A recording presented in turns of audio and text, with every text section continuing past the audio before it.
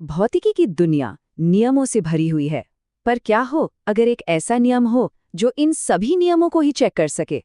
सोचिए, एक ऐसी गुप्त भाषा जो ब्रह्मांड के हर फॉर्मूले में छिपी है, और अगर हम उसे सीख लें तो हम प्रकृति के कोड को ही क्रैक कर सकते हैं। तो ये गुप्त भाषा असल में है क्या?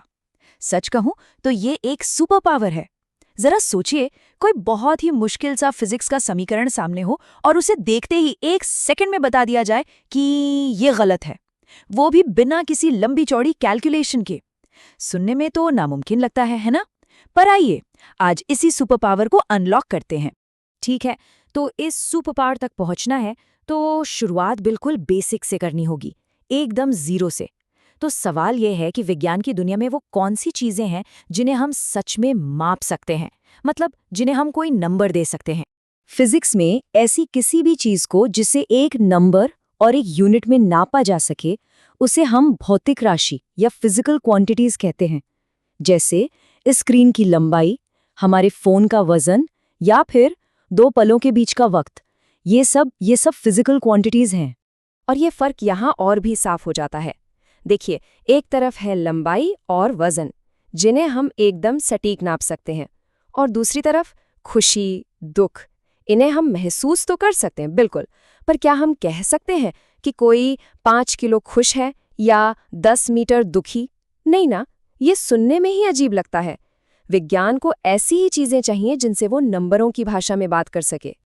अब आगे बढ़ते हैं। इन भौतिक राशियों की भी 2 किस्में हैं। इसको एक किचन के उदाहरण से समझते हैं, आसान हो जाएगा। एक तरफ है मौलिक राशियां। ये समझिए किचन के बेसिक मसाले हैं। नमक, मिर्च, हल्दी, इनके बिना कोई डिश नहीं बन सकती। फिजिक्स में ये है द्रव्यमान, लंबाई और समय। और दूसरी तरफ है व्युत्पन्न राशियां। ये हैं वो असली डिशेस जो उन मसालों से बनती हैं, जैसे वेग, जो लंबाई और समय को मिलाकर बनता है, या फिर बल। ठीक है, तो हमें ये तो पता चल गया कि मापना क्या है, पर अब बड़ा सवाल ये है कि मापे कैसे? इसके लिए कुछ नियमों की जरूरत पड़ी, और बस यहीं से माप की पूरी कहानी शुरू होती है। 1 सेकंड के लिए सोचिए, एक ऐसी दुनिया जहां हर कोई अपने हिसाब से चीजें नाप रहा है। पुराने जमाने में ऐसा ही होता था। लोग अपने हाथ की लंबाई से या अपने कदमों से चीजें मापते थे। अब जाहिर सी बात है, मेरा हाथ और किसी और का हाथ बराबर तो हो नहीं सकता। तो इससे क्या होगा? हर तरफ बस कंफ्यूजन ही कंफ्यूजन। तो इस पूरे कंफ्यूजन को खत्म करने के लिए एंट्री हुई एक हीरो की, जिसे हम कहते हैं इकाई, यानी यूनिट। यूनिट बेसिकली एक ऐसा स्टैंडर्ड है जिस पे सब लोग पूरी दुनिया सहमत हो। जैसे हमने तय कर लिया कि लंबाई को मीटर में नापेंगे और वजन को किलोग्राम में। Problem solved. लेकिन एक अच्छी यूनिट बनाएं कैसे? उसमें क्या खासियत होनी चाहिए? कुछ चीजें जरूरी हैं।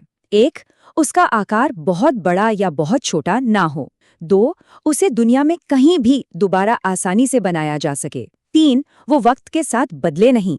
और सबसे जरूरी, उसे पूरी दुनिया स्वीकार करे। और बस इन्हीं सब खासियतों को ध्यान में रखते हुए दुनिया भर के वैज्ञानिक एक साथ आए और उन्होंने माप के लिए एक ग्लोबल भाषा बनाई। इसका नाम है लेस सिस्टम इंटरनेशनल दुनिनीथे, या जिसे हम आमतौर पर जानते हैं एसआई सिस्टम के नाम से। आज विज्ञान की सारी बातचीत इसी भाषा में होती है। लेकिन ठहरिए, ये मीटर, किलोग्राम, सेकंड, ये सब तो बस नाम हैं, सतही बातें हैं। इन इकाइयों की गहराई में एक असली कोड छुपा है, एक ऐसी सच्चाई जो भौतिकी के हर नियम को कंट्रोल करती है। हर माप की न एक असली पहचान होती है, उसकी मौलिक प्रकृति। इसी को हम कहते हैं विमा या डायमेंशन। ये इकाई से भी ज्यादा बुनियादी है। देखिए, हम दूरी को मीटर में नापें, फुट में या मील में, फर्क नहीं पड़ता। उसका असली डीएनए तो लंबाई ही है, उसकी विमा लंबाई है। और ये स्क्रीन पर जो हम देख रहे हैं, ये हैं फिजिक्स की 7 मौलिक विमाएं, हमारी असलियत के बिल्डिंग ब्लॉक्स। द्रव्यमान के लिए m, लंबाई के लिए l, समय के लिए t, और ऐसे ही बाकी भी। ब्रह्मांड में ऐसी कोई भी चीज नहीं है जिसे हम माप सकें और वो इन 7 चीजों से ना बनी हो। चलिए अब इसे एक्शन में देखते हैं। एक उदाहरण लेते हैं। हम एक व्युत्पन्न राशि बल यानी फोर्स को लेते हैं और इसका डायमेंशनल डीएनए निकालने की कोशिश करते हैं। हम सब जानते हैं कि फोर्स का सबसे मशहूर फॉर्मूला क्या है? द्रव्यमान को त्वरण से गुना करना, मास मल्टीप्लाइड बाय एक्सेलरेशन। ये हो गया हमारा पहला कदम। अब अगले कदम में हम इन शब्दों को उनकी असली पहचान यानी उनकी विमाओं से बदल देंगे। तो द्रव्यमान की जगह आ गया m और त्वरण होता है लंबाई प्रति समय का वर्ग, तो उसकी जगह आ गया L/T का वर्ग।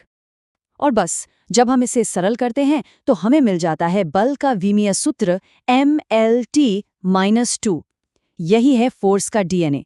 यह हमें बता रहा है कि बल की पहचान में एक हिस्सा द्रव्यमान का है, एक हिस्सा लंबाई का है और 2 हिस्से समय के हैं। तो ठीक है, हमने फोर्स का डीएनए निकाल लिया, बहुत बढ़िया। लेकिन इसका फायदा क्या? आखिर इस सब से हमें मिला क्या? अब वक्त आ गया है वापस उस सुपर पावर पर लौटने का जिसका जिक्र हमने बिल्कुल शुरू में किया था। विमाओं की ये समझ हमें एक बहुत ही जबरदस्त टूल देती है जिसका नाम है विमीय विश्लेषण या डायमेंशनल एनालिसिस। और याद रखिए, ये सिर्फ कोई किताबी ज्ञान नहीं है, ये एक असली प्रैक्टिकल सुपर पावर है। इसके 2 मुख्य उपयोग हैं। नंबर 1, किसी भी फिजिक्स के समीकरण की सच्चाई को परखना कि ये सही है या गलत। और नंबर 2, अलग-अलग भौतिक राशियों के बीच रिश्ता ढूंढकर एक बिल्कुल नया फॉर्मूला बनाना। और इसका सिद्धांत कमाल का सरल है। वो ये है कि कोई भी भौतिक समीकरण तभी सही हो सकता है जब बराबर के निशान के दोनों तरफ की विमाएं बिल्कुल एक जैसी हों। एकदम आसान भाषा में कहें तो हम सेब की तुलना संतरों से नहीं कर सकते। सिंपल। वैसे ही फिजिक्स में हम लंबाई को समय के बराबर नहीं रख सकते। अब इस उदाहरण को स्क्रीन पर देखिए, इससे सब साफ हो जाएगा। बाईं तरफ देखिए, समीकरण कहता है कि दूरी वेग L-T-1 के बराबर है। पर क्या दोनों तरफ की विमाएं एक जैसी हैं? नहीं, बाईं ओर सिर्फ L है, दाईं ओर L और T दोनों हैं। तो ये समीकरण विमीय रूप से गलत है। लेकिन अब दाईं तरफ देखिए, यहाँ हमने वेग को समय T से गुणा किया। अब देखिए, T से T कट गया और दोनों तरफ बचा L=L। बिंगो! अब ये समीकरण बिल्कुल सही है। यही है विमीय विश्लेषण की ताकत। तो आखिर में विमाएं सिर्फ एक टूल नहीं है, ये समझिए हमारी भौतिक वास्तविकता का व्याकरण है। वो बुनियादी नियम जिनसे हमारे ब्रह्मांड की पूरी भाषा लिखी गई है। और ये हमें सोचने पर मजबूर करता है कि अगर ये वो व्याकरण है जिसे हमने खोज लिया है, तो प्रकृति की ऐसी और कितनी कहानियां, कितने राज अभी भी बाकी हैं जिन्हें हमने अभी तक पढ़ा ही नहीं।